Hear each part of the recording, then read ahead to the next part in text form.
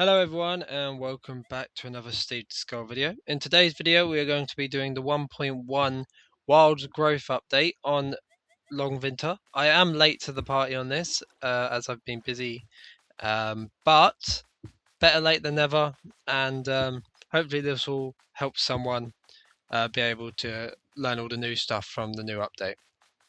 So the main part of this update would be the new area, the new swamp area called Tijo. This is accessed from down by Sergeant Lake's outpost, and you fly a plane over, and you land into a safe area. This new island has lots to explore. It's got base areas, it's got new enemies, it's got new flora and mushrooms as well. So let's go through the flowers you can get from the new swamp biome. Starting with the most common one is the oyster mushroom, and it can be found on trees. And when picked and eaten, it gives a regeneration effect. The next mushroom is the King Stropharia, and it gives a water breathing effect. This is a red mushroom found across the swamp biome. Another one of the new mushrooms found in the swamp biome would be the honey mushroom, and when eaten, it will give you a defense effect. The last mushroom found in the swamp biome is the viper's mane, and when eaten gives a stunned effect and a slowed effect. There are two flowers found across the swamp biome from this new update, and the one we're going to start with is the bog flower. The bog flower is a pinky greeny flower which can just be found all over the biome. The last new flora in the swamp biome is the lily pad, which is found in the waters across the swamp biome. Another feature of the swamp biome is that R2's black market has been moved to the swamp biome, making it harder to get endgame items. Another feature of the swamp biome that in the top left you can find a new enemy type. This new enemy type is a ghost. There's two variants of the ghost. There's the small ghost and the alpha ghost. The small ghost does 10 damage to the player, and the alpha ghost does 40 damage to the player. These ghosts can only be killed after stunning, and once you kill the alpha ghost you'll be able to get the new item, the ghost backpack. The ghost backpack significantly increases your storage capabilities, even better than the hiking backpack. In this update, there is two new fish that can be caught inside of the swamp biome. This would be the mahi and the eel. These are caught from the hotspots around the island. So if you want to catch it, I'd bring some bag of worms or hope it's raining. They are pretty rare to catch, and I wasn't able to catch them for this video, so I've put some pictures up on screen. One more thing about the swamp biome is there is a new map for the swamp biome which will replace your usual map. This map can be brought right before you enter into the swamp biome in the safe zone. The next big feature of this update would be the farming POIs. These can be found all across the normal map in every biome. These add a unique and extra bit of gameplay, and include two new vegetables and two new animals. Let's get right into them. The first of these animals is the sheep. The sheep comes in a variety of colours and is found at these farming POIs only.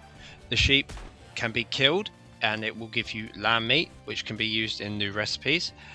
The sheep also, with a pair of shears, which can be brought from vending machines across the map, will be able to drop wool shards or wool clumps. These wool clumps can be crafted into a ball of wool, which can then be crafted into the new wool socks. The last of these new animals would be the cow. The cow can also only be found at these new farming POIs. The cow can be killed, and upon its death it will drop beef, which can be used in new cooking recipes. The cow also can be milked with a bucket or a bottle, which can be used in the cooking recipes or can be drunk to get rid of any negative effects on the player. For the new vegetables, we are going to start with the corn. The corn is only found at these farming POIs and can be picked up and used in new cooking recipes. For the last new vegetable in this update, it would be the tomato. These can be only found at these new farming POIs and can be used in new cooking recipes as well. While on the topic of farming, I should also mention that eggs have been added to the game, which I've only found in crates so far. For these new cooking recipes that I've been talking about, there is 7 new cooking recipes added to the game, which use the new items that have been added, like the corn, the beef, the milk, and these can be cooked in their normal places, like the barbecue or the stove. Alongside this update, they have also added 3 new weapons: the combat pistol, the combat rifle, and the heavy machine gun. I'll show you them now. The first new weapon will be the combat pistol. It does 7 damage upon hitting the player and can be found across the map in crates, or can also be crafted using a new blueprint.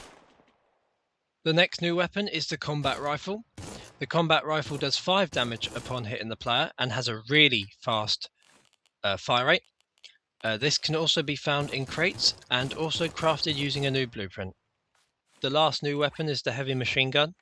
It does 11 damage upon hitting the player and has a pretty fast fire rate. It can be found in crates across the map and also crafted using a new recipe. On the topic of guns, the stats for guns added previously have been changed. So here is a picture of them and you'll be able to read through what the stat changes are. Alongside the new weapons, there has been 2 new grenades added: the stun grenade and the smoke grenade. So let's get into them. The first grenade from this update that we're going to talk about would be the smoke grenade. The smoke grenade, when thrown by the player, creates a massive grey cloud of smoke that blocks the views of other players trying to attack. The second and final grenade we're going to talk about is the stun grenade. The stun grenade, when thrown by the player, creates a radius that zaps other players and gives them a slowed effect and a stunned effect. Another major feature of this update are the new arrow types that are included. So let's go through them now. To start, the normal arrow has got an overhaul of texture to now coincide with the new arrows. The first new arrow we're going to talk about is the high velocity arrow. This is basically like the normal arrow, but it fires much faster towards a target. The next arrow we are going to talk about is the fire arrow. The fire arrow, when fired towards a player and hits, will do base damage and then leaves a lingering burning effect afterwards on the player for a short few seconds. The next arrow we are going to talk about is the poison arrow. The poison arrow, when fired at a player and hits the target, will do base damage and will also have a lingering poison effect. The last arrow variant in this update would be the paralyze arrow, which does base damage and then also does a stun effect on a player. I should mention that all arrows can be found across the map and crafted.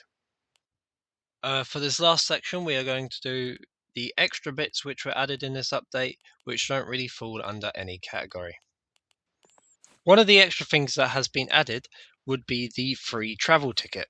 This can be found in boxes across the map and can be used on travels through boat to make them free by toggling on or off while it's in your inventory.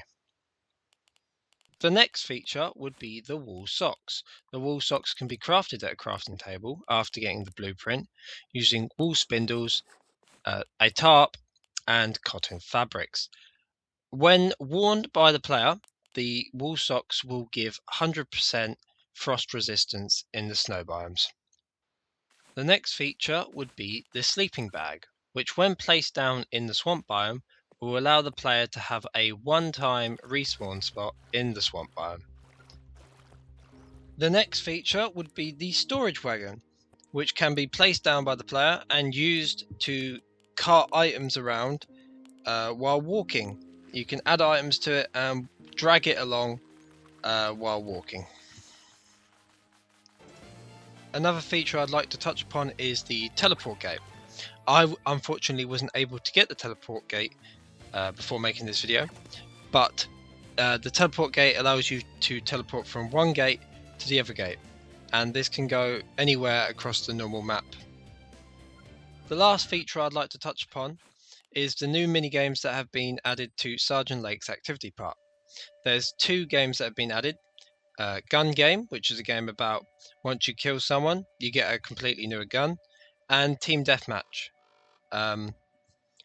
Also in the activity park, you will now be able to vote on which minigame is played next. So that brings us to the end of the video. I hope you guys enjoyed watching and hopefully found it informative. Make sure to leave a like and subscribe for more Longvinter updates and just content in general. And I hope to see you in my next video. Goodbye.